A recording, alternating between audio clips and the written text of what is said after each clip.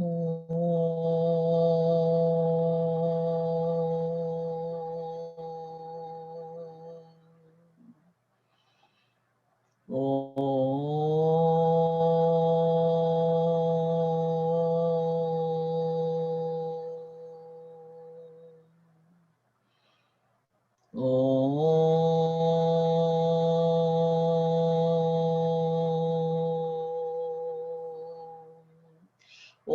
Brahmanandam Paramasukadam Kevalam Jnanamurtim Dvandvatitam Gagana Sadrisham Tattvamatsyaadilaksham Ekam Nityam Vimalamachalam Sarvadhi Sakshibhutam Bhavatitam Trigunarahitam Sadgurum Tam Namami Sada Shiva Samarambham Shankaracharya Madhyamam Asmadacharya Paryantam Vande Guru Paramparam Shruti Smriti Purananam Alayam Karunalayam Namami Bhagavat Pada Shankaram Loka Shankaram Shankaram Shankaracharyam Keshavam Badarayanam Sutrabhasha Krutau Vande Bhagavantau Punah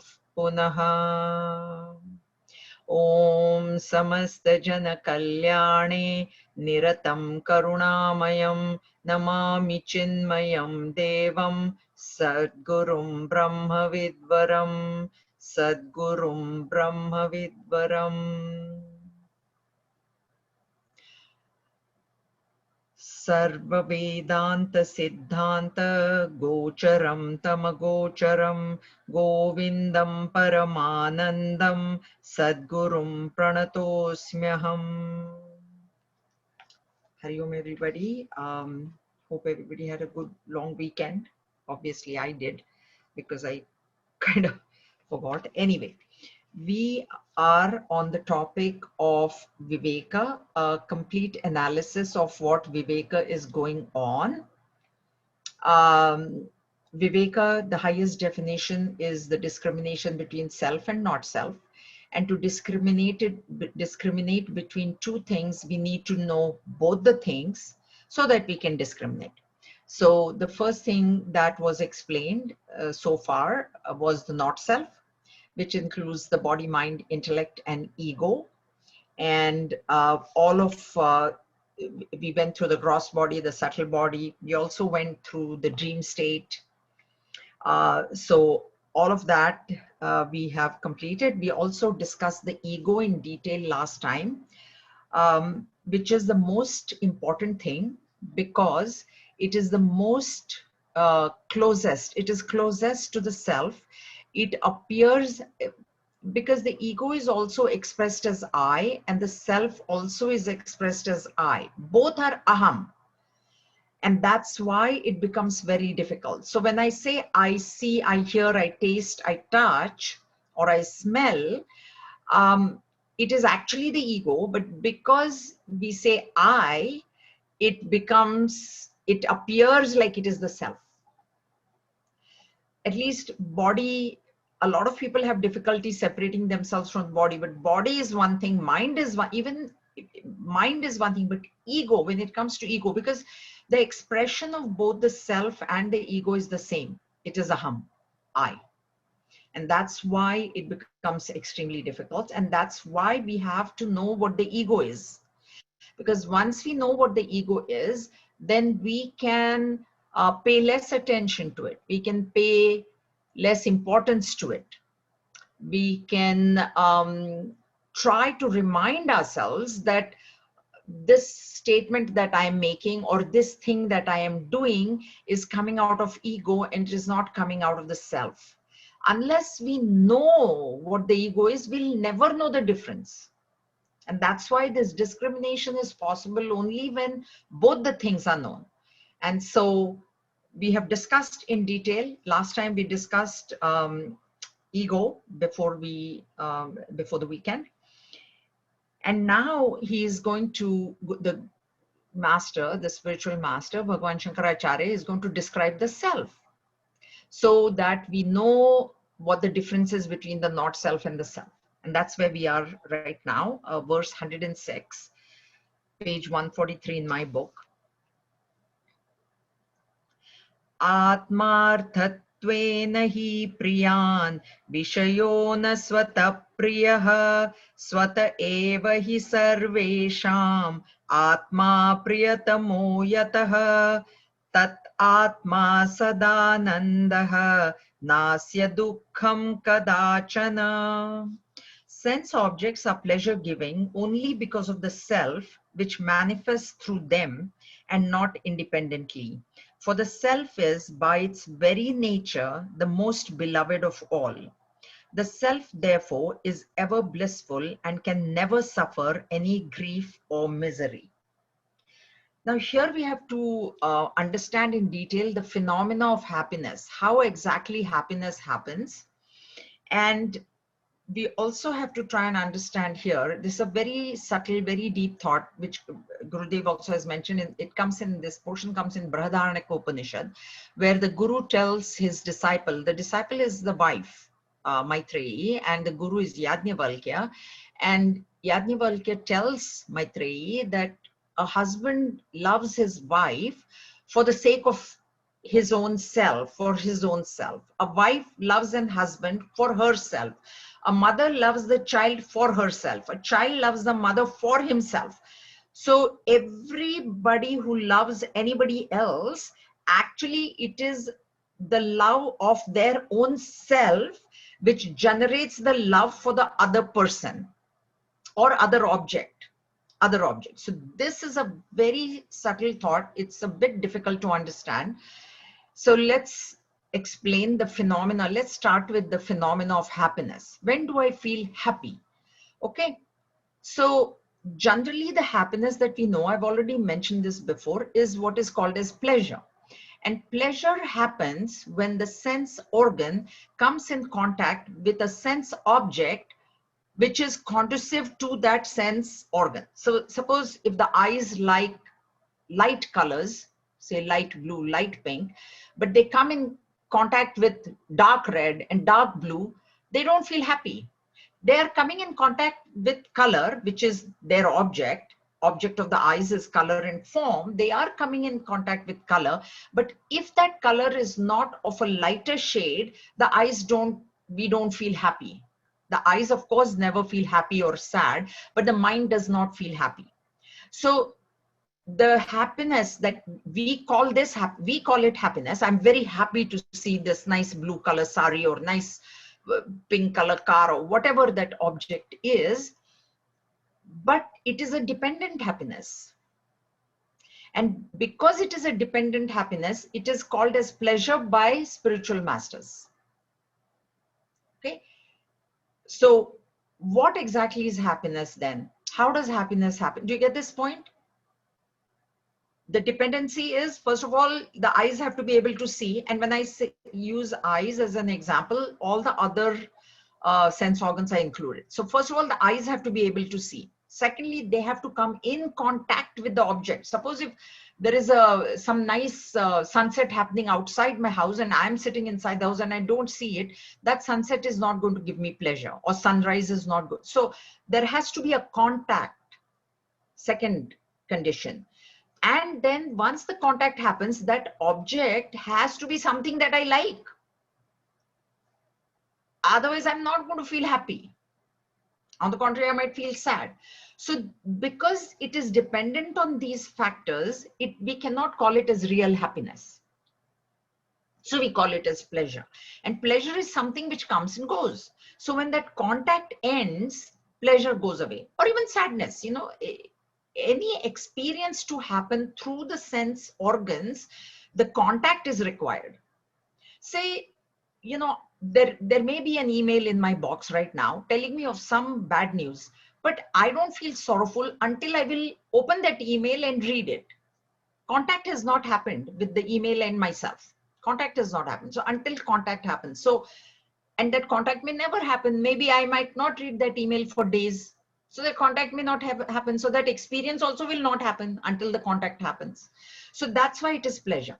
Now, in the case of happiness, what happens is, suppose if there is an object, okay, which I like. So I get up in the morning and I'm used to drinking a cup of tea or coffee, and there is a nice cup of tea waiting for me, nice cup of coffee waiting for me. And in the morning, I'm used to it. So when I get up, my mind is agitated.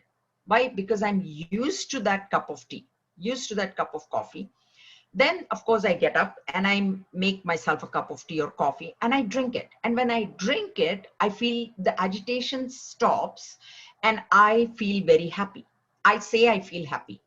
Okay. What has happened is the sense organ, the tongue, has come in contact with the sense object, which is the tea or coffee, and the agitation has stopped and I feel happy. And now what I say is, I felt happy because of that tea.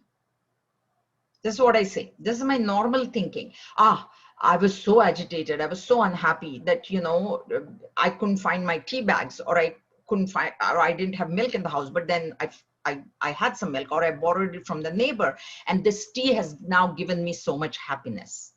This is what I think. This is how our thinking is. Okay. What is actually happening is that the agitations in the mind, when they quieten down, the happiness which is already within us, the bliss sheath, the bliss, the self which is within us, shines forth, because the agitations are calmed down. And when that bliss shines forth, we feel happy. But instead of attributing that pleasure, instead of attributing that happiness to the bliss bliss within, I attribute it to the cup of tea. And I say that it is because of this cup of tea that I felt happy. This is what I think.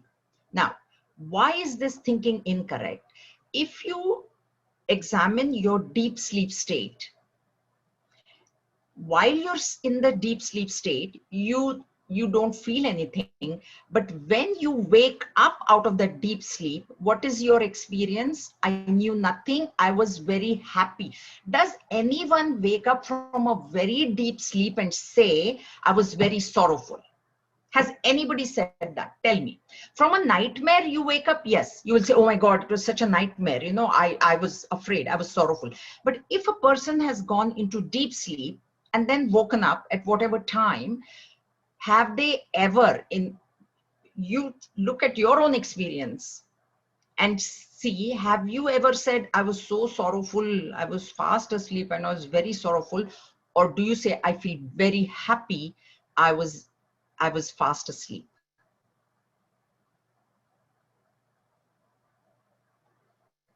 Raise your hands if anybody has said, I felt sorrowful. I would like to talk to them. If anybody has felt sorrowful, please, so nobody is raising their hand. So I'm going to presume, I know because all of you are muted, that all of you, after a deep sleep, I'm not talking dream, okay? I'm not talking dream, I'm talking deep sleep. So deep sleep, after you come out of it, you have felt happy. Now, where has that happiness come from? Your gross body was absent. Your objects of liking were absent. Your grandchildren were not there. Those who give you the most pleasure, most happy. Oh, my grandchild. He was not there. She was not there. Your children were not there. Your husband was not there. Your wife was not there. Your cup of tea was not there. Your colors which you love were not there. And yet you were happy. Why? Why? That tells you that you can be happy without the objects. Otherwise, why would you feel happy? If you say that only when I have these objects, I feel happy, then in deep sleep, you should be feeling the most sorrowful. Because there is absolutely nothing available in deep sleep. Why is it that we wake up from deep sleep and say, I was so happy. I had a good night's sleep. Okay? So far, so good? Clear? What does this tell us? That the real happiness only is within us, only is in the self. It is not in the object. And Gurudev has given many examples. If you say that it is in the object, then he has given the example of gulab jam. Okay, the first gulab jam made me very happy. Second, yes. Okay, third, yeah, fine. I felt more happy. Fourth, fifth, I felt more and more happy. And at the 50th gulab jam, I threw up. Why? Gulab Jam is giving you happiness, right? It is a dessert of your choice. You have loved it all your life. Then why is the 50th Gulab Jam making you throw up? Why? If it has got happiness, Gulab Jam has got happiness, then 50, 100, 200, you should be able to eat as many. Should give you more and more. The happiness should go on increasing that many times. 50 times, 100 times, 200 times. It should go on increasing if there was happiness in the Gulab Jam. Second point, you may feel happy with Gulab Jam. Somebody else will not feel happy at all. Why? If there is happiness in that object, in that Gulab Jam, why is the other person not feeling happy then when they eat? Have you noticed? You like something, your husband doesn't like it, or the children don't like it, or children like something, parents don't like. If that happiness content was in that object should give happiness to everybody across the board. Everybody. It doesn't even give a happiness to people in the same family. Same family don't feel happy with the same thing. Then no, that I don't like, that I don't like, that I don't like. Why? Why? Because it is not there. Happiness is not in the object. That is the point that is to be understood here. Now, the third point, that everybody loves themselves the most. So there is a very famous story of Akbar and Birbal. All of you are familiar with that. And as you know, Birbal was a very wise minister in Akbar's court. Akbar is the emperor, Muslim emperor of Delhi. At one point, he was the emperor. And Akbar always had a question for this wise minister. And always his thing, Birbal, the wise minister, will answer. And Birbal always had to prove his point. Always had to prove his point. And he was always told, if you don't prove your point, you'll get beheaded. Because he was the emperor. He could do anything. And Birbal had always to prove his point. So one day, Akbar asked Birbal, which love is the greatest? Who do we love the most? Okay, means who do I love the most? Who do you love the most? Who does everybody, who do they love the most? And Birbal said, each one of us loves ourselves the most. And Akbar said, no, it is the mother who loves the child the most. Any mother loves her children the most, and you are wrong and I'm right. And now if you don't prove, I'm going to behead you. Typical. So Birbal said, sure, I will prove it to you that we love ourselves the most. We love ourselves more than our own child. And Akbar said, prove it. So Birbal said, construct a tank. So a tank was constructed, and then in the middle of that tank, a pole was constructed, but the height of the pole was lower than the tank. The top part of the tank, the pole in the middle was shorter. The tank, like this, say this is the tank wall, then the pole was only up to here and the tank wall was above that, okay? And the pole was in the middle, the tank was empty. A monkey mother and her baby were let into the tank. And the tank was empty. So the baby was running around playing and the mother was running around and playing, and both of them were playing and very, very happy. And then Birbal started infusing water into that tank. So the water started, collecting on the floor, and the mother looked and she immediately picked up her baby and she said, oh, there is a pole, I should climb up on the pole. So she put her baby on the shoulder and she climbed the pole, and the water kept coming. So the water level started rising, and as the water level rose, she went up the pole because the water is rising, otherwise they're going to drown. And the child was on her shoulder. She carried her baby on the shoulder. She went. But like I told you, the pole was shorter than the tank. So they came to the top of the pole and the water was still rising. Okay. So she sat on the top of the pole. So her baby is on her shoulder, and the water was still rising. Water still rising. So as it started coming closer to her nose, where she realized that now she She will not be able to breathe. She put the child on top of the pole and she sat on the child. She sat on the child. And at that point, Birbal said, withdraw the water. And he said, Akbar, look, when it came to her own life, she was going to sacrifice the baby. She was going to sacrifice the baby. And this is we feel it's very harsh, but that is the truth. What example comes to my mind is, this is my own cousin.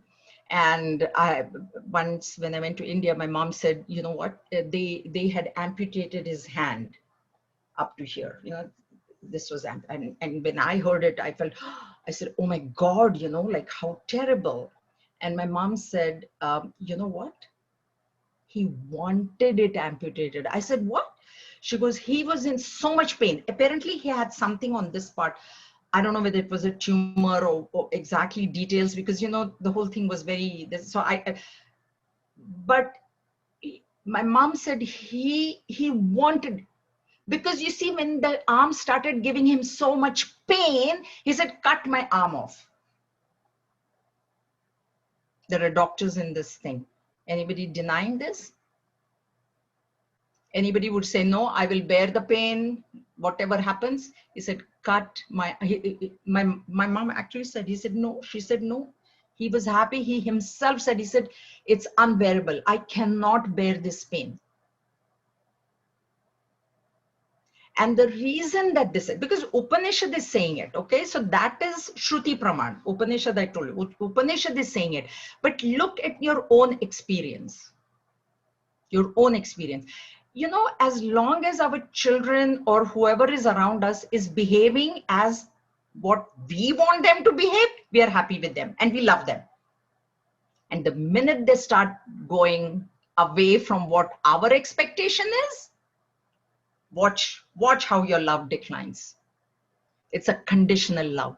Any love that is for any other object other than my own self, but my own self, my love is absolutely unconditional. I might look ugly. I might get past. I look in a mirror. I am the most beautiful. Mirror, mirror, who is the most beautiful? I am. And the reason for this is the actual bliss is only with the self. There is no bliss anywhere else to be found. There is no happiness anywhere else. We only go through these pockets of happiness. And one of the bhashyas of Bhagwan Shankaracharya, he says, this sansar is an ocean of sorrow only, actually. Actually, it is ocean of sorrow. Then in this ocean, the water is all this dukkha, dukkha, dukkha only. That's why sansar is called as ocean. You know, Bhavasagara it is called. Bhavasagara. Sagar is ocean, where there is no end to it. You can't see the end. And in between, there are these islands, which are these pockets of happiness. When we come to that island, means when the sense organ comes in contact with something which I like, I just feel happy. And then that island passes. You know, in the ocean, if you're going in a boat, you come to an island, then that island passes. Like that, when the contact passes, again back to pavilion, back to sorrow. We are in sorrow and we just get these pockets of happiness. We are not realizing it. We don't realize that. And that's why we think that there is happiness in the world. And that's why we keep running after the world. Understand? You get it? This is a bit. Anybody objecting to anything, let me know. Can I just ask a quick question? Yeah. Does that mean that the total bliss is not possible for a human being? It is possible only when you identify with the self. It can never be possible if you're identified with the body. Never, ever. Total bliss. You'll only get these pockets of happiness, which will come and go, come and go, come and go, until you identify with that, you know, self, the pure self, and let go of your ego. You cannot experience that. Any other questions? This is what he's saying here. Sense objects are pleasure giving only because of the self. The the pleasure from that object, because I like that object, that's why I get the pleasure. Now, all the explanation that I've given you, I'm telling you as per this, what Gurudev has written. Pleasure giving only because of the self which manifests through them. Means it is this self within me which likes that color. That's why I feel happy seeing a light color. Because myself likes it. That's what I'm telling you. Myself likes my child or whoever this person to behave in a certain way. When that person does not behave in the way that I like it, I don't like that person. Tell me. Anybody denying this? Think about it. Think about it. This is the reality. This is the real reality it is, okay? And not independently, for the self is by its very nature the most beloved of all. I love myself the most. That's why I told you the Akbar Birbal story. There is no denying that I love myself. And only because I love myself, I will give up even my arm. If it is giving me pain, I will give up my own arm. What to talk about other people? What to talk about other people? I will give it up. When I feel pain, no. The self, therefore, is ever blissful and can never suffer any grief or misery. The reason that the self can never suffer any grief or misery is because it is one without a second. There is no otherness. Grief or misery or suffering comes because of that separation. This person is something different from me. This person is not behaving the way I want it. Now there is grief. But if I identify with the self, then what do I come to know? When I am identified with myself, I come to know that the self in me is the self in all. And what I come to know is the oneness. And when there is oneness, there can never be any otherness. So there can never be any grief. Because the self is without a second. That's why absolute bliss is possible only with absolute identification with the self. Otherwise, yeah, we feel happy and then we feel sad, we feel happy and we feel sad, and that's what we're going through, and that's what we think is the natural order of things. It is not. It need not be. And now later on it will come. The one who can rise above likes and dislikes means the one who gets absolutely dispassionate can be happy at all times. Because it doesn't matter. If it is a light blue color, it doesn't matter. If it's a dark blue color, it doesn't matter. Dispassion, equanimity. So he's rising above likes and dislikes. Vairagya will come next. Vivek we are talking about now. Next is Vairagya, dispassion. And that's why Bhaja Govindam, in Bhaja Govindam, Bhagwan Shankaracharya says, what happiness is there which a viragi person, a dispassionate person will not have? Because it doesn't matter. It's light blue, okay, no problem. It's dark blue, no problem. My son is behaving this way. My son is behaving that way, no problem. Because I don't expect that this is what I think is right, and so he should behave this way or she should behave this way. I don't have that. I don't have that like. I don't have that dislike either. That way you can transcend. If you can transcend, you will be happy. Okay? So, Jayaji, Yeah. I just had one question. Can you speak loudly or closer to the thing?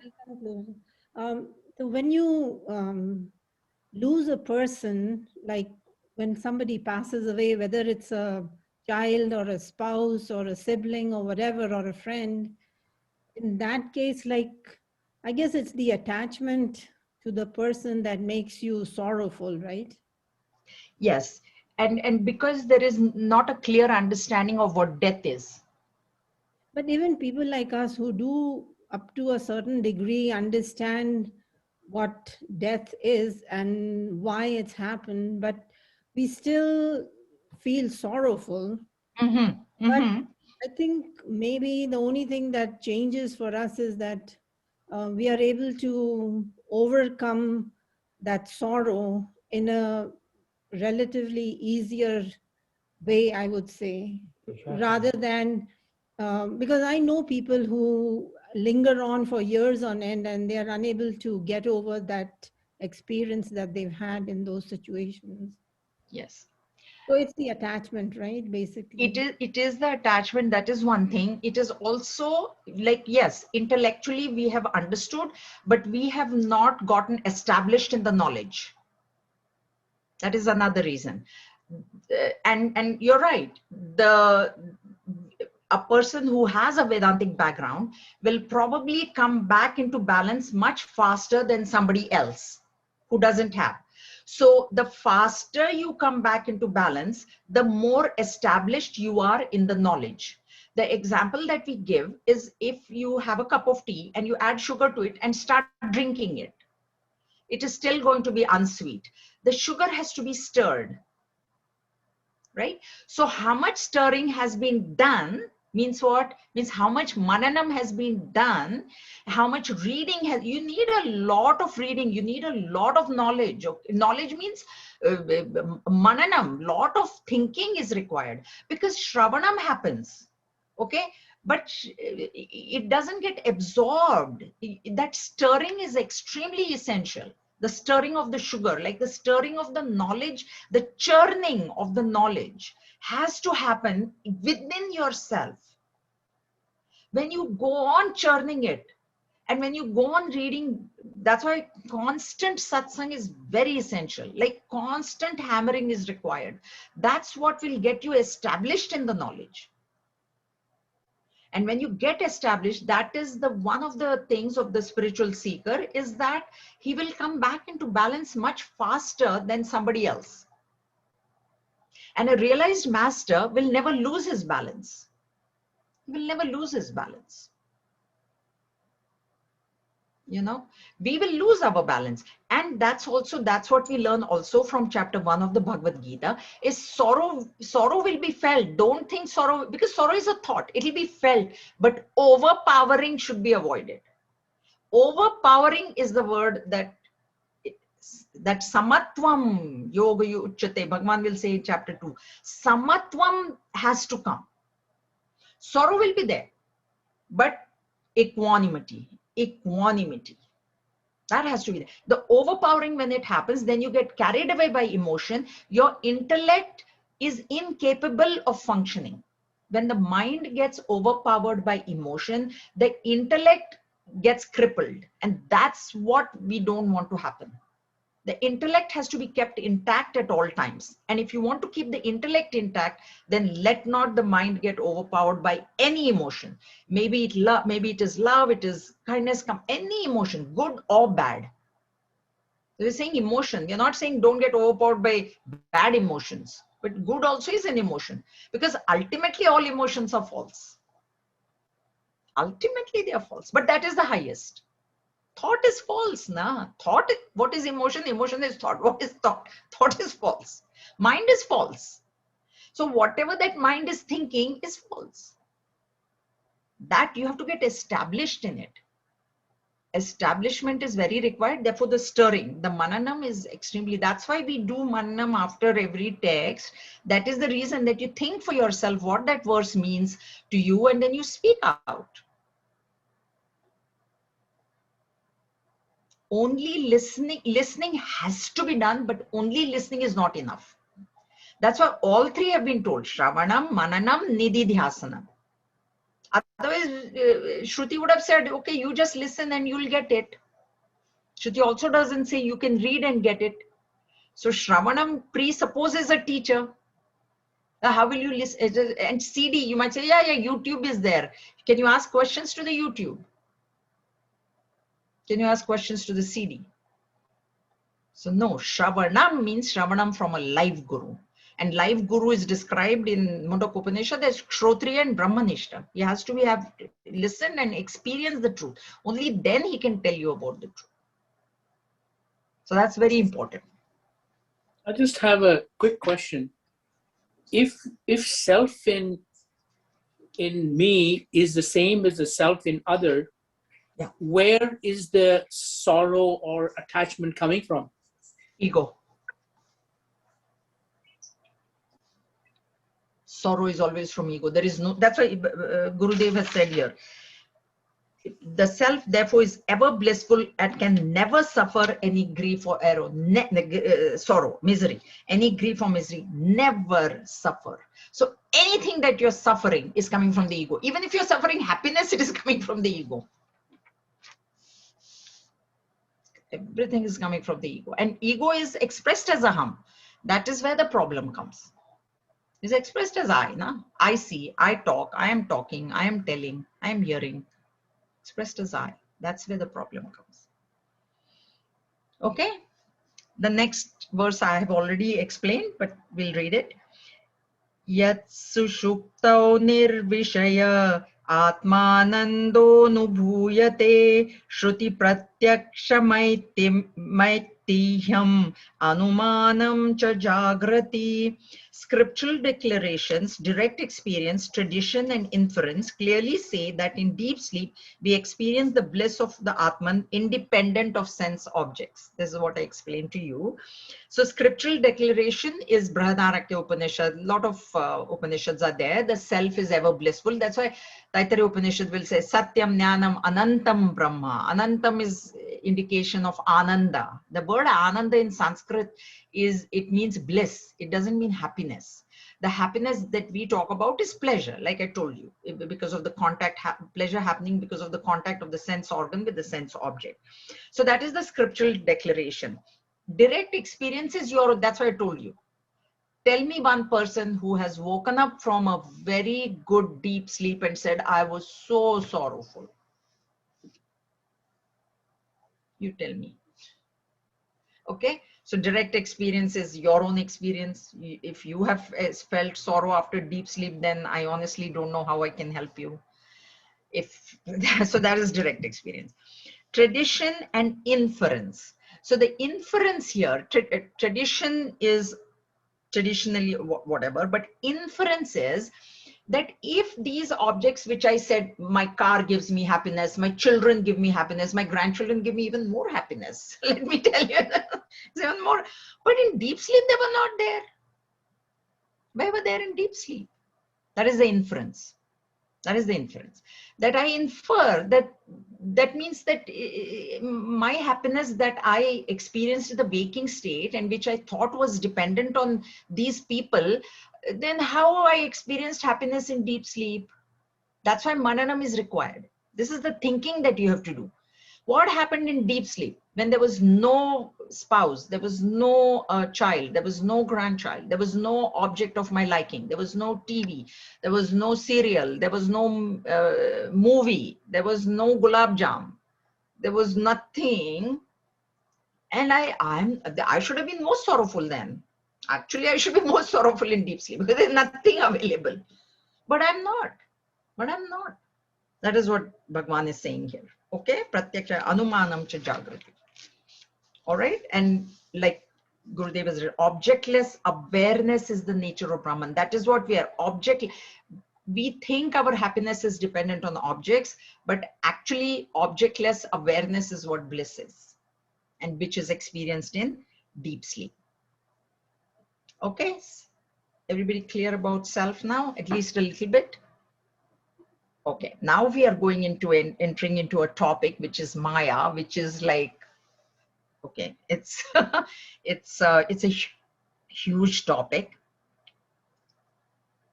Avyaktanamni paramesha shaktihi anadya vidya trigunatmika para karyanumeya sudhyaiva maya yaya jagat sarvamidam prasuyate. Nascence, avidya or maya, is also called the unmanifest and is the power of the Lord. This is a huge topic. He has done it in 2 verses here, so I will stick to whatever Bhagwan has said. It is without beginning. It comprises the three gunas and is superior to their effects. It is to be inferred only by one who has a clear intellect from the effects it produces. It is this avidya which projects the entire universe. So let's see. Nascence avyakta namni paramesha shaktihi. So paramesha shakti, the shakti of Parameshwara, shakti of Ishvara, the power of Ishvara, is what is the power of Ishvara? Maya. Okay, Maya. And it's called unmanifest. Why? What is unmanifest? That which cannot be seen by the senses. So let's give you an individual example. I have, which I've given you before. I have eyes, and then I have another thing called the power of seeing. Everybody, yeah, not just me. All of you have eyes, and then there's a power of seeing. People can see your eyes, but can they tell from your eyes how much power of seeing you have? You can tell. I can tell that if I remove my glasses, I cannot read. But if you look at my eyes, can you tell that I need glasses to read? That's why that power is called unmanifest. Means what? Other people cannot see it. Clear? So Maya is Paramesha Shakti. It is the Shakti. It is the power of Ishvara. And obviously it is unmanifest. It's like you see a person, just seeing a person, you cannot tell how much weight he can lift or he cannot lift or what he can do. You cannot tell what his powers are. He could be very talented. He could be a great painter. But if you're just looking at the person, can you just, oh man, this man must be a great painter. How can you tell? So that's why unmanifest. Okay. He may know, he knows. I know what power I have. Can I paint? Can I not paint? Can I drive? I know that, but other people will not know. Anadya Vidya Trigunatmika Para. This para word should be understood as, so it is said supreme. So okay, first, it is without beginning. Anadya Vidya, without beginning. Why is it without beginning? Because Ishvara has no beginning. When did my power of seeing start? From my birth now. But Ishvara has no birth. Ishvara is birthless. So obviously his power also is birthless, na, without beginning. Get it? Get it? Okay. It is without beginning. It comprises the three gunas and is superior to the effects. The superior word should be understood as subtler. Subtle. So the three gunas are sattva, rajas, tamas. They will be coming soon. Explanation. So these three gunas, Maya is subtler than that, than the gunas. Why? Why? Because these gunas can be inferred from their effects.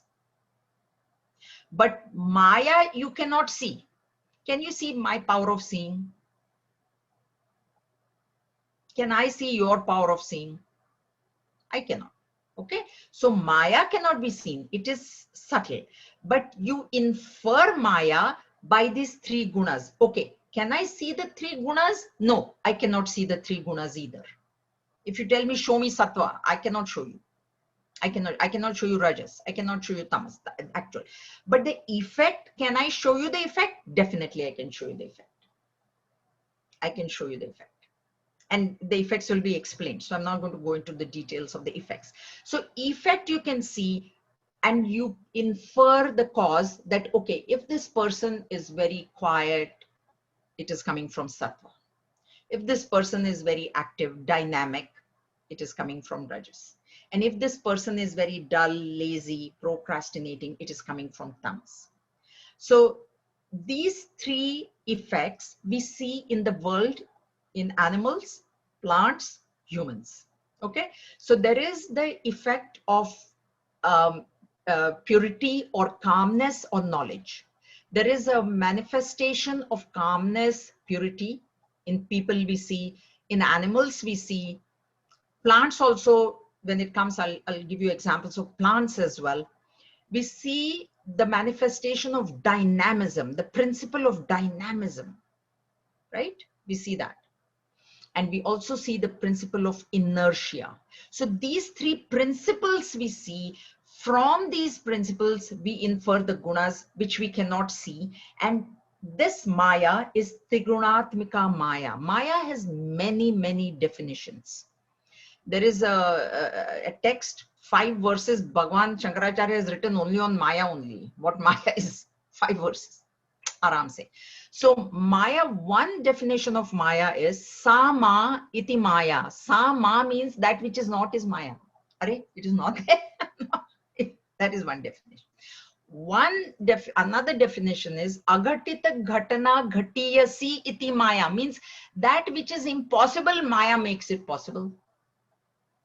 Okay, TK. That is also one definition. So there are many. One definition of Maya is avidya, ignorance. That is also a definition.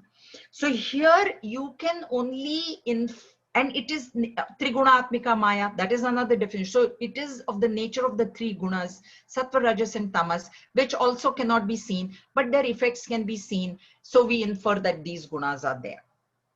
It is to be inferred only by one who has a clear intellect. So clear here is sharp intellect, and sharp intellect comes from a pure mind. So when the mind is very, very purified, the higher the purity in the mind. And what is purity of mind? Absence of likes and dislikes.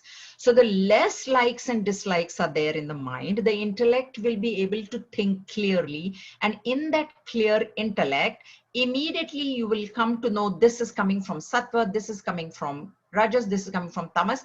Chapter 14, beginning on Monday, Swamiji will explain. Because Bhagwan there, he says, the description of a Gunatita Purusha that Bhagwan Shri Krishna has given is that the Gunatita Purusha, who is a realized master, self-realized master, when Sattva rises in his mind, when Rajas rises in his mind, when Tamas rises in his mind, because none of these gunas can go to zero. They can never be destroyed. So they 3 rise. The realized master says, this is the play of the gunas, and he remains equanimous. So he's risen above the gunas. It'll come now, chapter 14. Listen to that carefully, because now we are going to go into that portion here as well. Okay. So only by one who has a clear intellect, from the effects it produces. So I told you, the principle of calmness coming from Sattva, the principle of dynamism coming from Rajas, and the principle of inertia coming from Tamas. It is this avidya which projects the entire universe.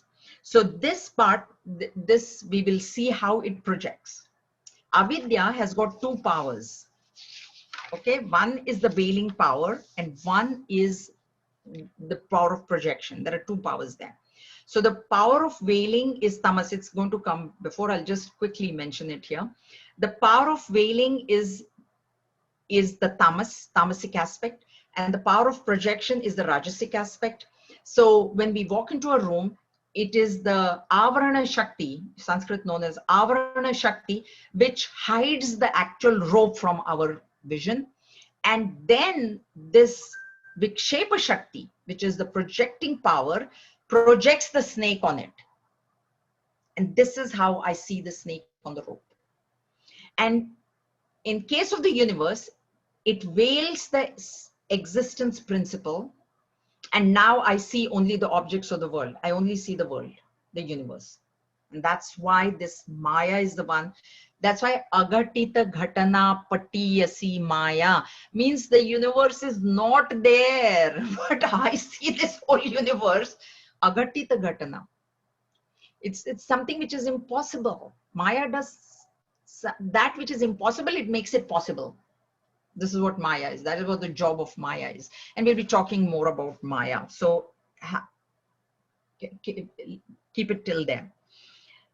Sannapya sannapyubhayatmikano bhinnapya bhinnapyubhayatmikano sangapya nanga yubhayatmikano mahadabhuta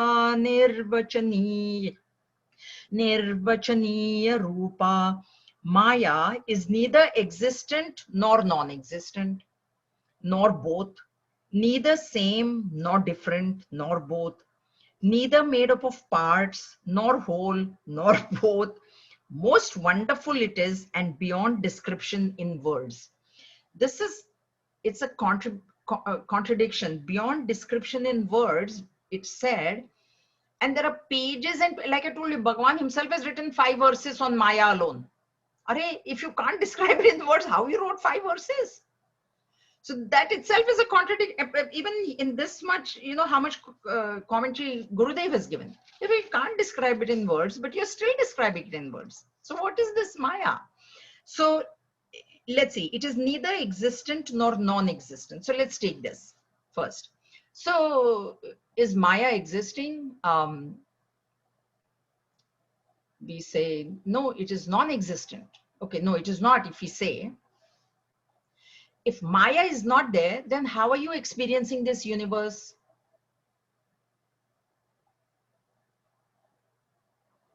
How do you experience the universe? So you cannot say that Maya is not there. It is existing. Is this clear?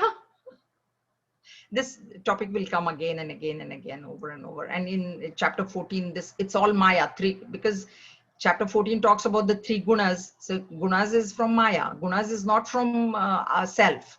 There are no gunas in the self. Please remember. All these gunas are in Maya only. So we'll be talking about it. So this Swamiji will be explaining. Okay.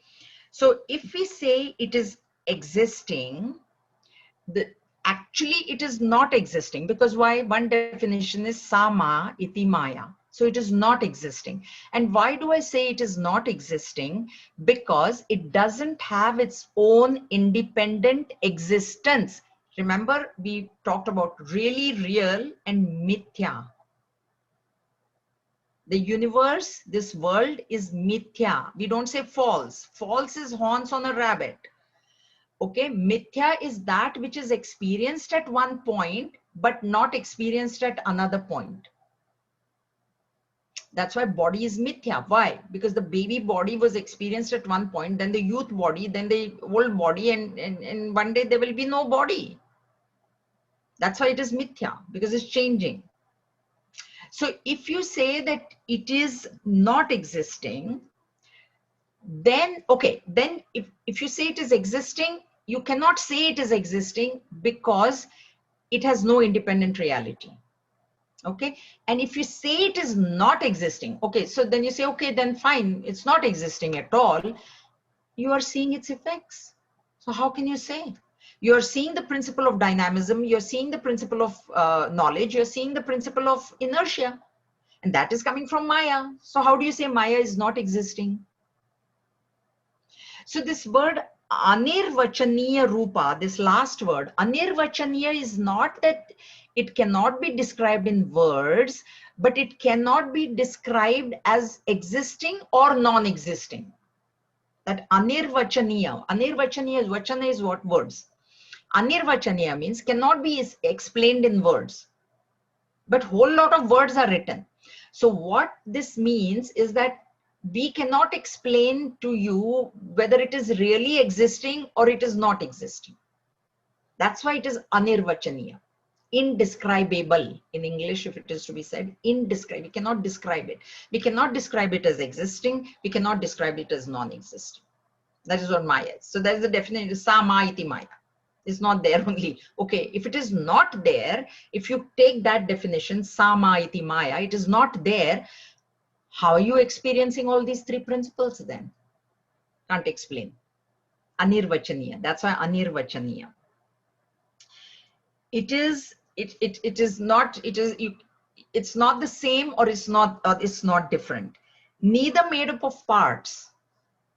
Power, any power, does it have parts? Say power of seeing, you know, that we have, all of us, power of hearing, power of moving.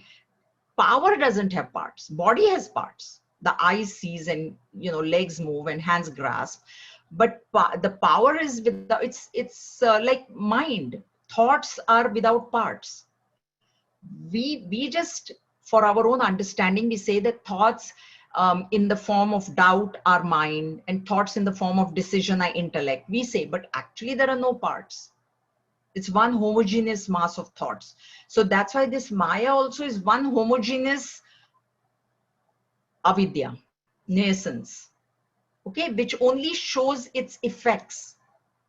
Only its effects are seen, so you presume that it is Maya because the effects are not coming from the self.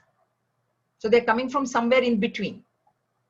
Self is not producing any effect. The rope is never producing the snake.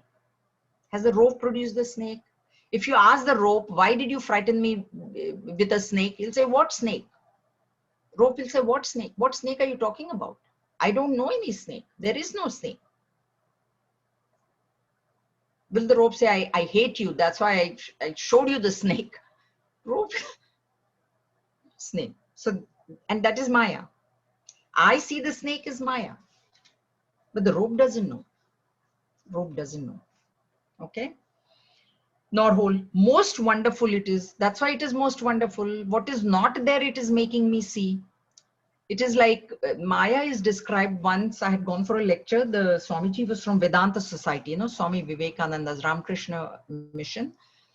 And he was giving a lecture in UBC and had gone there. So he explained Maya.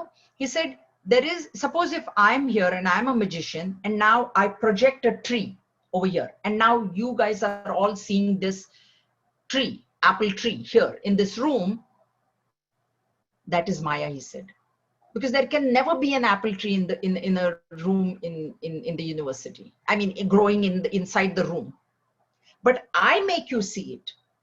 I make you see it. That is what Maya is. That's how we describe Maya.